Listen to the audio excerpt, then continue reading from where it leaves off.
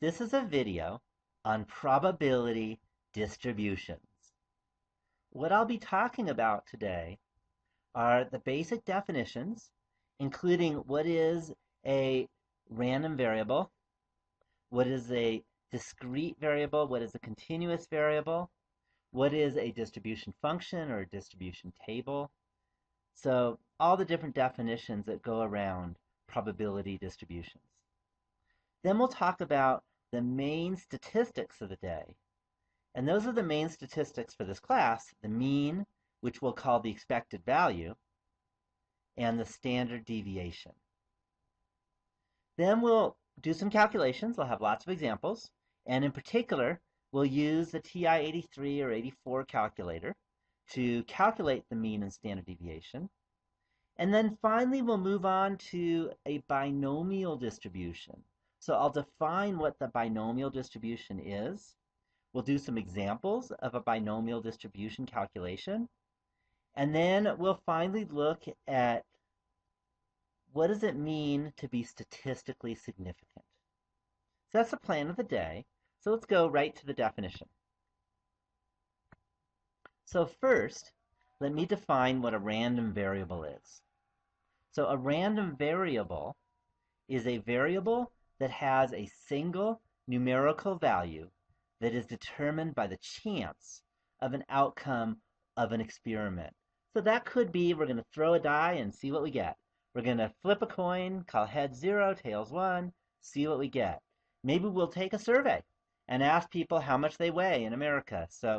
And whatever they say is going to be the outcome of that random variable.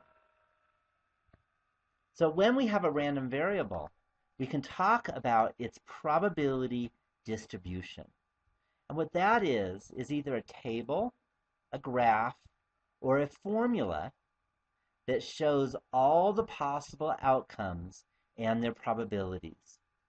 So today we're going to mostly just look at tables. In the next chapter, we'll look at graphs and formulas. So here's an example. Let's suppose we have a raffle, and there are 500 tickets that are to be sold at this raffle. Each ticket costs $10 each. There's going to be one grand prize for $1,000, and there'll be two other prizes, and each of those prizes will be $200. Let's write down the probability distribution table. So whenever we ask, write down the probability distribution table, we start out with a table. You can either make it horizontal or you can make it vertical. And then in the table, the labels of the table, the first label will be X. X corresponds to the outcomes that can happen for this random variable. The second column, or the second row in this case, will be P of X. P of X stands for the probability of that outcome X occurring. Then we're going to go ahead and write down all the possible values of X. And since this is a discrete distribution, we actually can write down the values. So the first will be 990. Why is it 990 when you win $1,000?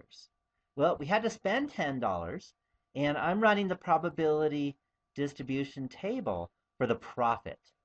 And the profit is the revenue minus the cost. The revenue is 1,000, the cost is 10, so the profit is 990. We can also end up with a $190 profit because that's 200 minus 10. And then finally, most of the tickets are losers. And if your ticket is a loser, then your profit will be negative $10. Now let's calculate the probabilities. Well, there are 500 tickets sold. One is a grand prize. So the probability of getting the grand prize, that's a $990 profit, is 1 divided by 500. Similarly, 2 are the other prizes. So the probability of getting one of the other two is 2 out of 500. So then finally, we're going to use the fact that these probabilities have to add to 1. We're going to use the rule of complements. I'm going to take 1 minus 2 over 500 minus 1 over 500, and that's 497 divided by 500. And there we have it. That is a probability distribution table. So now let's talk about discrete versus continuous. I'm going to define discrete as the following. A random variable is discrete if it has a finite number of outcomes or a countable number of outcomes. So rolling a die is discrete. Our last example with the raffle is discrete. It had 3 different possible outcomes. So there's lots of discrete things. If it is pick a whole number, that's discrete. There's an infinite number of whole numbers, but they're countable. You can actually list them with ... On the other hand, a continuous random variable is a variable that is not discrete. So that would be things like pick a number, any real number between 0 and 1, and that number could be fractions or decimals too. And there's an infinite, uncountable amount of those. So that's what a continuous random variable is. In this discussion, we'll be talking about discrete random variables. And then in the next discussion, in the next video, it'll be all about continuous random variables. So there are 2 important requirements when we have a discrete random variable. And they pretty much follow common sense. The first, this is a fancy way of saying that if we add up all the probabilities, we should get 1, right? There's a 100% chance that one of all the different possibilities is going to happen. Total common sense. And then second is that a probability cannot be negative. You can't have a negative 10% chance of winning. That doesn't make any sense. And it also can't be over 100%, or probability can't be over 1. So you can't have a 130% chance of winning. Next, I want to talk about the main definition of the day, and that's called the expected value. The expected value, which we're going to use the letter mu for, even though you're used to being that as the average of the population mean, the expected value turns out to really be the same idea. It's equal to the sum of each outcome times the probability of that outcome occurring. And this is how we interpret it in general. If the experiment is run many, many times, then it is very likely that the average value of x will be very close to the expected value. This is pretty general, so let's look at some examples that talk about and work with expected value. So the first is a coin toss. So if we toss a coin, let's say 0 means we landed on heads, and 1 means we landed on tails. Then that has an expected value of 0.5. Notice that each heads and tails has a 50-50 chance of winning, 0.5 of winning. So 0 times 0.5 plus 1 times 0.5 is 0.5. What that means is that if I flip a coin many, many, many times, then the average outcome is likely to be 0.5. That means half of the time it's heads, and half of the time it's tails. So I want to give a little bit of a warning. This does not mean that if I flip a coin, I expect to get a half. In fact, you never get a half. You either get 0 for heads or 1 for tails. But many times, average will not necessarily be a half, but is likely to be close to a half. And in fact, if I flip, say, 1,000,001 times, I will never get half heads and half tails. That's not possible because I flipped an odd number of times. You can't get a fractional number of heads. So that's why we're talking about it being likely to be close to 0.5. Now let's talk about the standard deviation. So if we look at the formula, which I don't expect you to memorize, but I want you to understand one thing. This x minus mu, that's the difference between the outcome and the expected value. So if the outcomes tend to be very far from the expected value, then the standard deviation will be large. If the outcomes tend to be very close to the expected value, then the standard deviation will be small. So the standard deviation measures an average distance from the mean or from the expected value if the experiment is run many, many times. So now let's look at one of my favorite examples. So this example I used many times when I was younger in college, and that was because I used to go to Vegas and play blackjack. I was a card counter, and because I used statistics in a very deep way, by the way, I was able to win a lot of money.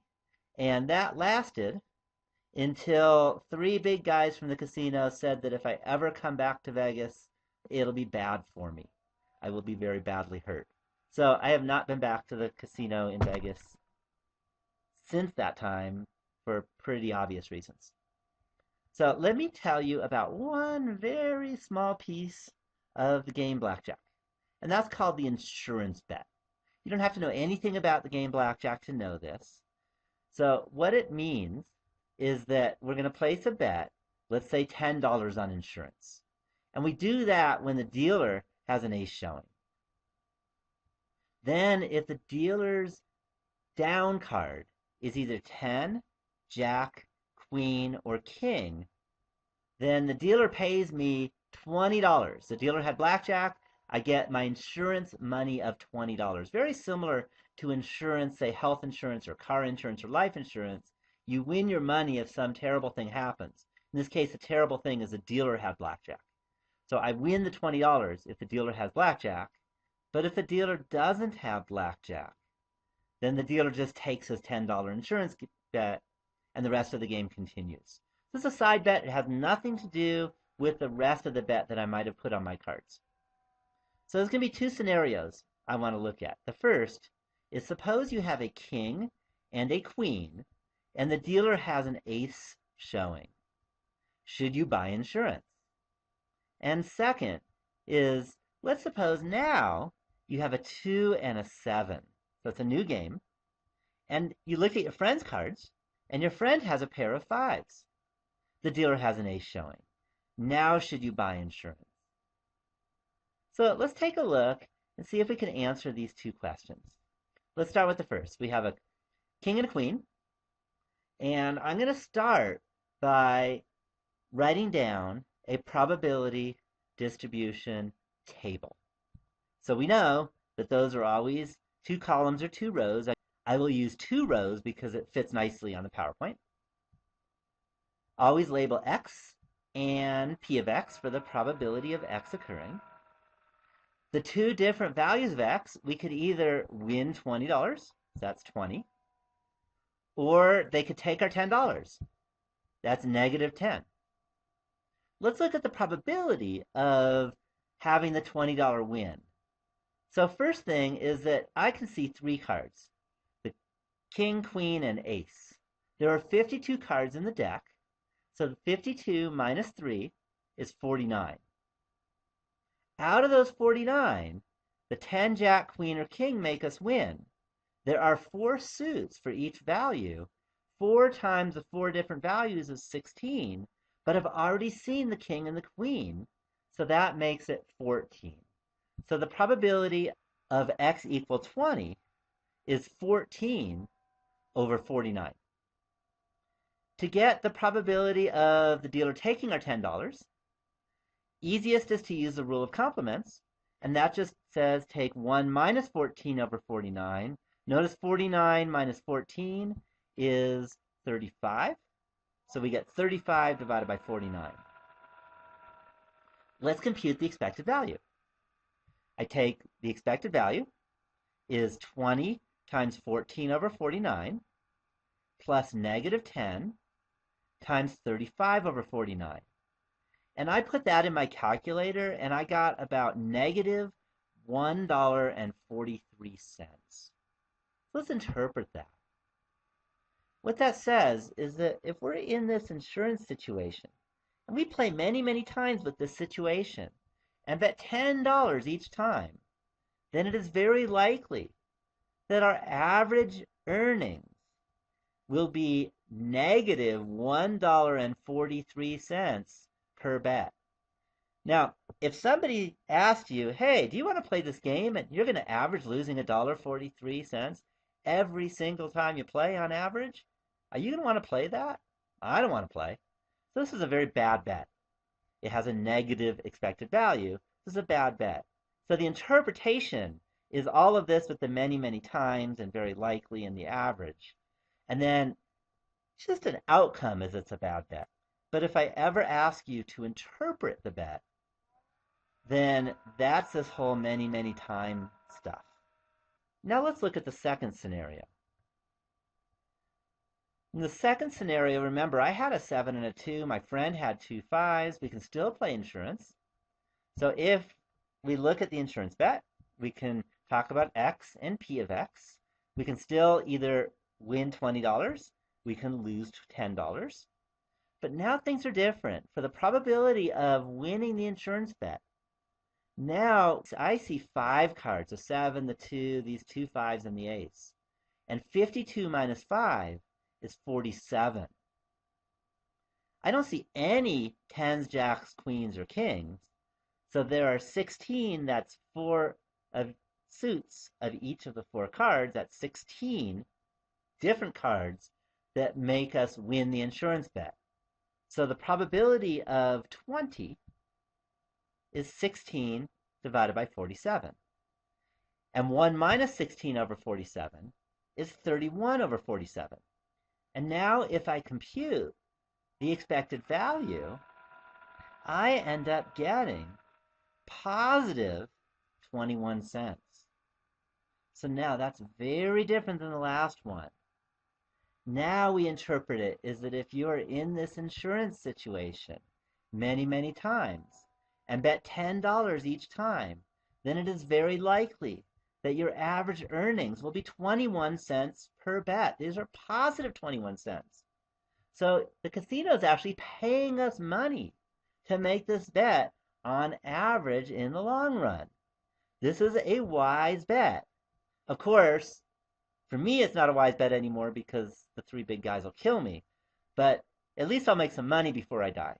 So this is a wise bet in terms of the positive expected value tells you it's a wise bet.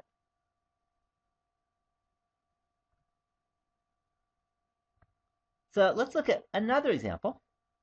Let's see if we can find and interpret the expected value and standard deviation for the random variable that represents the outcome of tossing a 6-sided die. So a 6-sided die, that's 1, 2, 3, 4, 5, or 6. Here there's a lot of different things to do. I don't want to do it by hand. I'm going to use my calculator. So here's the calculator. To compute an expected value and standard deviation, I start by putting my information, my probability distribution table into the calculator. I hit stat and then enter on edit. I need to clear out L1 and I need to clear out L2. So I go up to L2, hit clear, enter. I go up to L1, hit clear, enter. Don't forget, never ever hit the delete button on L1 or L2, or you have destroyed your calculator. Texas Instruments should never have allowed you to do that, so just don't do it. Then the possible outcomes for rolling a die are 1, enter. I can go 2, enter 3, enter 4, enter 5, enter, and 6, enter. The probability of rolling a 1, well, there's 1 1 out of 6 numbers, so that's 1 divided by 6. And the probability of rolling a 2 and all the rest are also 1 6. So 1 over 6, 1 over 6, 1 over 6, 1 over 6. And finally, 1 over 6. I hit enter, and I have my probability distribution table entered into my calculator. The next step is I hit stat again. I use my right arrow for calculate. I hit enter on one var stats. And then I hit second 1 for L1, comma, second 2 for L2. The newer TI-84 calculators, I believe, will send you to a menu. L1 will be your variable, and L2 will be your frequency. But for this calculator, it's the older style, so I hit enter. And it gives us all the information we need. In particular, this x bar, even though it's really called mu, the calculator doesn't know the difference. X bar is mu, or the expected value. And sometimes people use EV also for expected value, and that's 3.5. The standard deviation is sigma, that's 1.7 about. And there we have it. If we roll many, many times, then we would expect that the average die roll will be very close to 3.5. And the standard deviation of 1.7 says that on average, you're not going to get a 3.5 ever. On average, it's going to be about 1.7 on average away from the 3.5. So now let's go back to the PowerPoint. Okay, let's find the expected value in the standard deviation for that raffle example that we had earlier. So we have our probability distribution table, and we want to find the expected value and the standard deviation. So here's my calculator. I go to Stat, Edit, I clear out L1 and I clear out L2.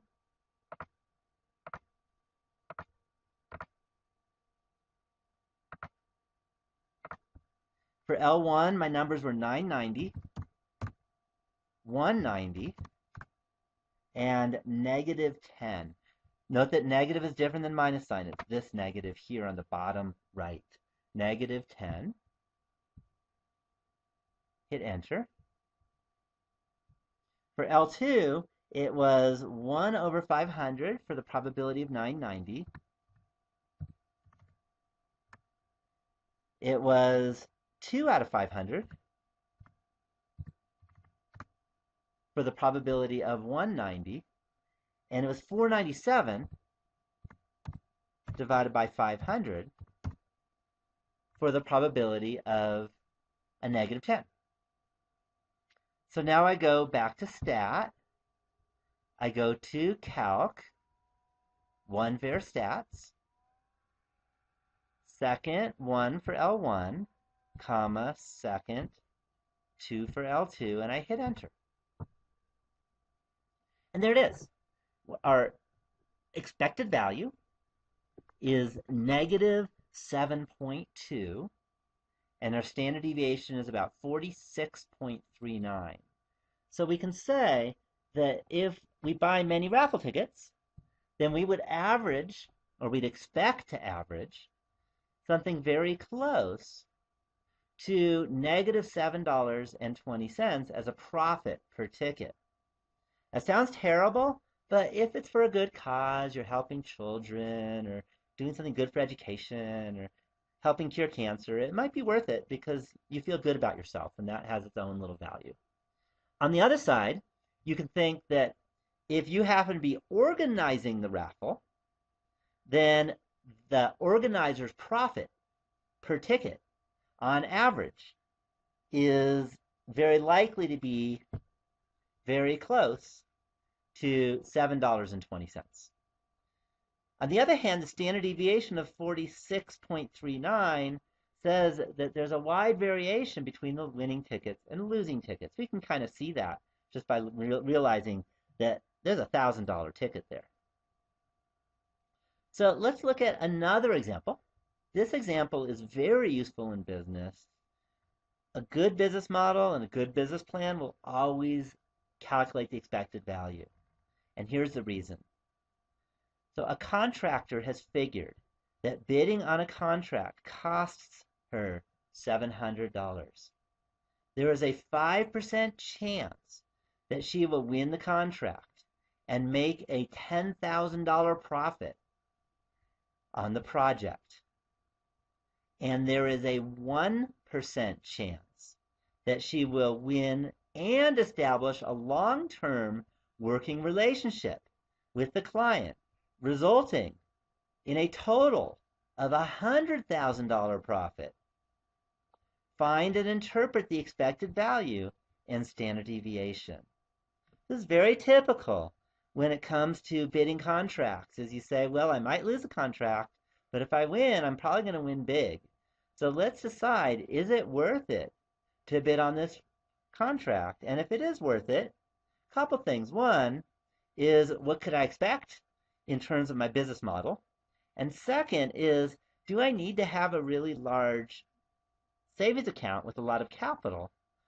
Or is there not much of a difference? I'm going to win and win often. So we're going to look at that and we're going to check it out. Let's get to our probability distribution table first. Here, notice that we're given profits.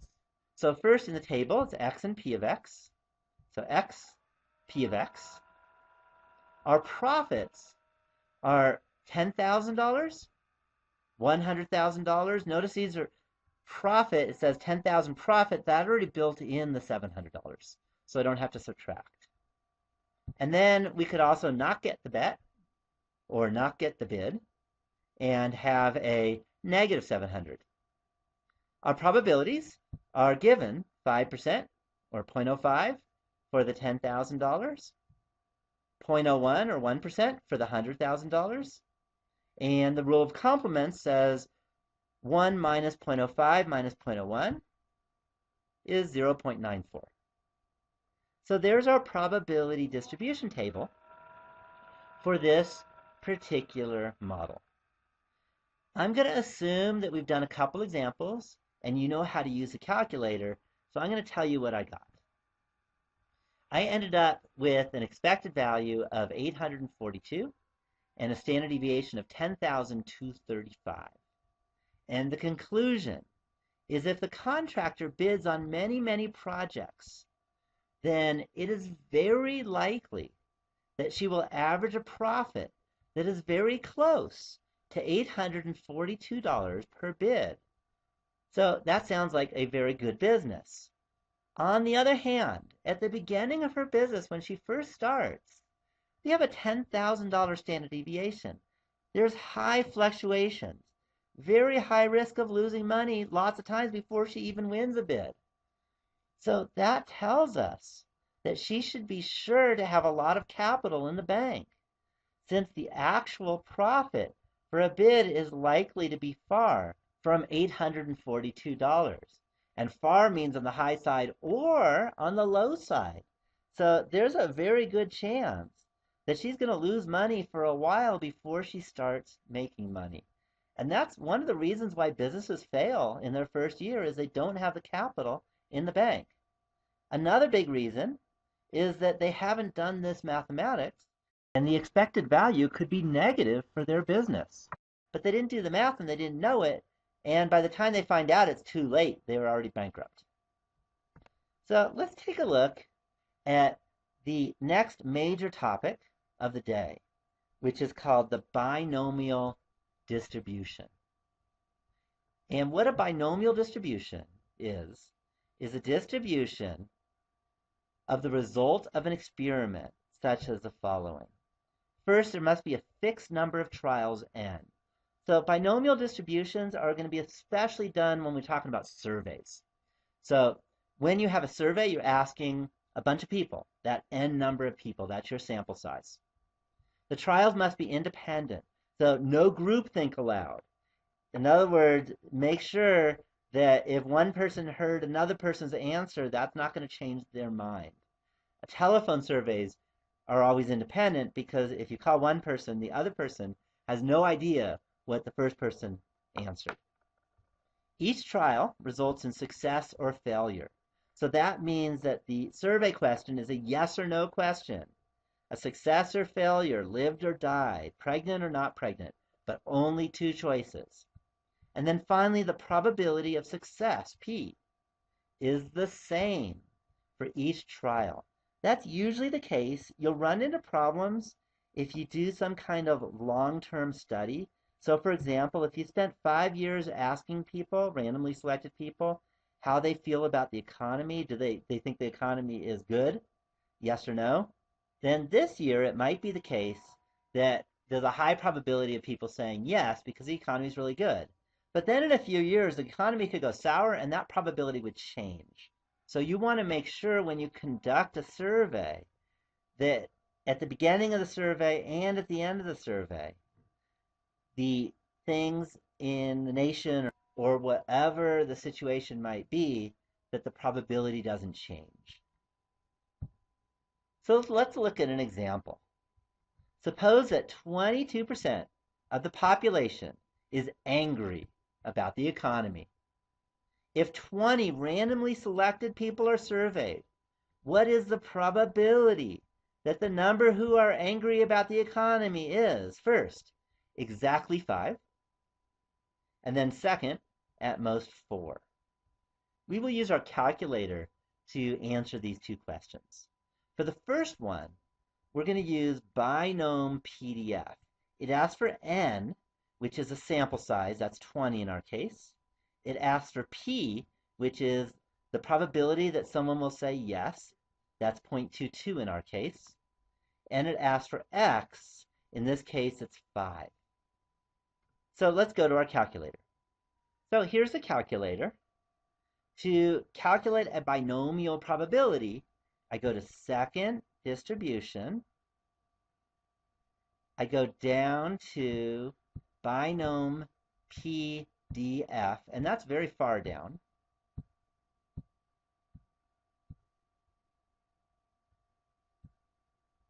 I hit enter. And on this calculator, I type in n, then I type in p, then I type in x. N here was 20, then comma, then p was 0.22, then comma, and x was 5. Hit enter, and I get 0.19. So if we ask 20 people at random, and there was a 22% chance for each of them to say that they're angry about the economy, then there would be a 19% chance that exactly 5 of them would be angry about the economy. Let's look at the other one. The other one was asking, what is the probability that at most 4 would be angry about the economy? With at most 4, it's very similar. I'm going to go to second distribution. I scroll down a lot, but instead of binompdf, I go to binomcdf for a cumulative distribution function, because we're accumulating all the numbers from 0 to 4. I hit enter. And then again, we had n was 20, comma, 0.22, comma, 4. On the newer calculators, it'll just ask you what is n, what is p, and what is x, and you just type those in. The newer ones are a little bit easier. I hit enter. So I can say that there would be a 54% chance if I asked 20 people if they're angry about the economy, that at most 4 of them would say yes. Let's look at another example. Here's the next example. 2% of the world population has Down syndrome. If 300 randomly selected people are surveyed, what is the probability that the number who have Down syndrome out of those 300 is, first I ask exactly 6, then less than 5, and then at least 7. So I'm going to do the same idea, but for these last two, I'm going to have to get a little tricky. So we'll talk about it. So let's start with exactly 6, and we're going to use our calculator. Here's the calculator. So I go to second distribution, and I want to find out the probability that exactly 6 have Down syndrome. So I go down to binompdf.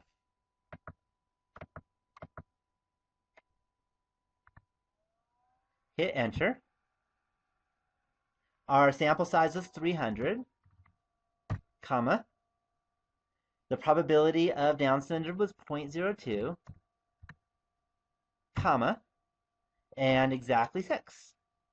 So 6, enter. So there would be about a 16% chance that exactly 6 of those 300 people will have Down syndrome. The next question was, what is the probability that less than 5 had Down syndrome? So this is where you get a little tricky. This calculator can only handle less than or equal to. So less than 5 is 0, 1, 2, 3, or 4, which is the same as less than or equal to 4. So now I'm going to go to second distribution, binomcdf,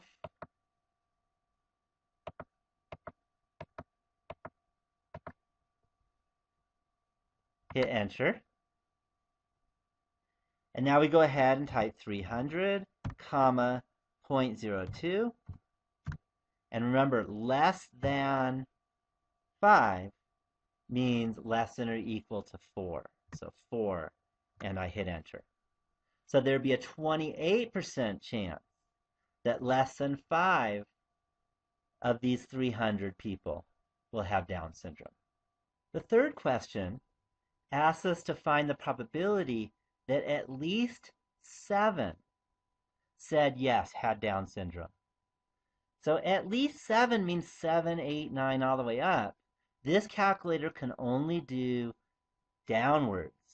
So I use the rule of complements. So the probability that the number who have Down syndrome is at least 7 is 1 minus the probability that the number is not at least 7. So the opposite of 7, 8, 9, 10, 11 is 6, 5, 4, 3, 2, 1, 0. And that's 6 and down. So I'm going to go to second distribution again. Scroll down a whole lot.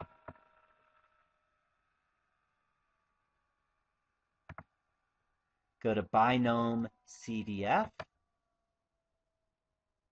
We had our sample size of 300. Probability of Down syndrome was 0.02.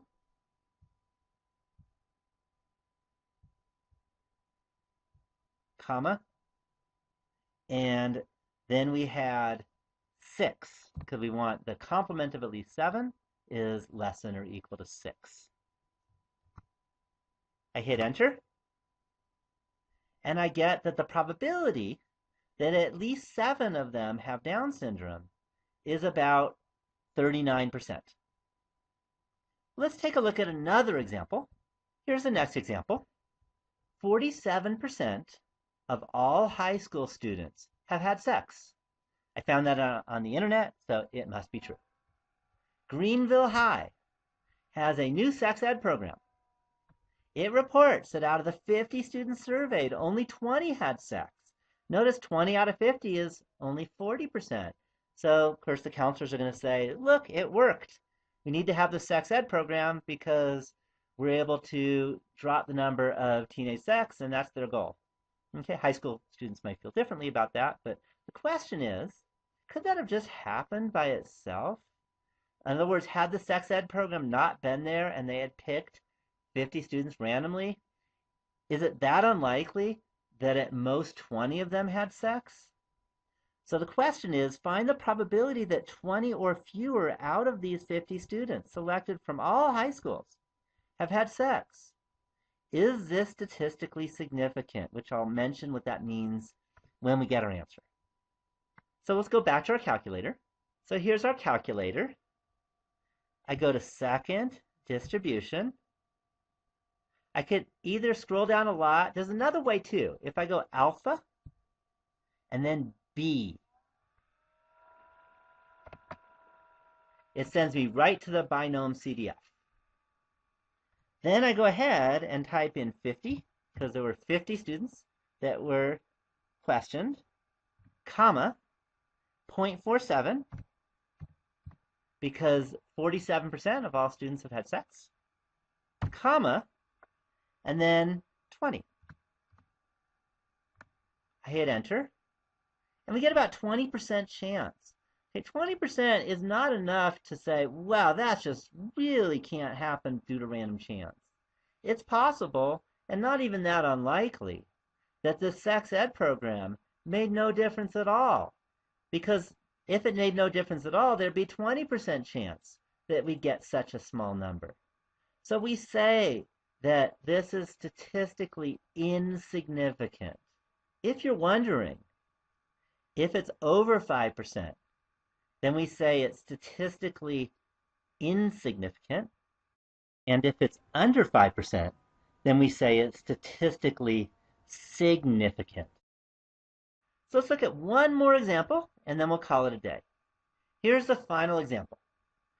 39% of California residents are Hispanic. I actually looked today online, and according to the Census Bureau, it said 39% for this year.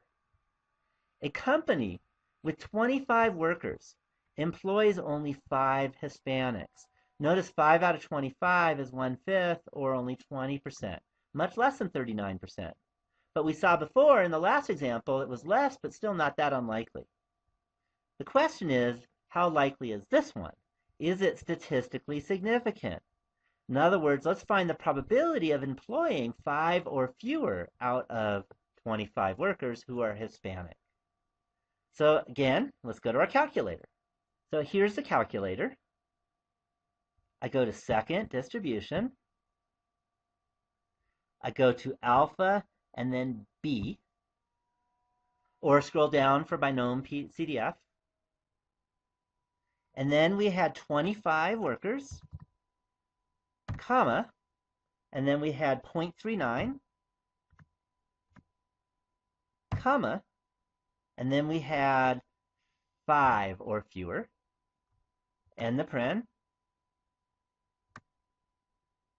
and I get about 0.04. That's actually not very high a percent. Remember, it's less than 0.05. So we say that it is statistically significant. It is statistically significant that this company is hiring so few Hispanics. A lot of times at that point, we raise a big red flag and say, what's going on here? Is there discrimination? Maybe there's something about the industry and that particular business.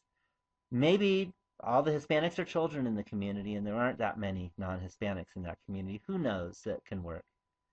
But the point is that it's statistically significant.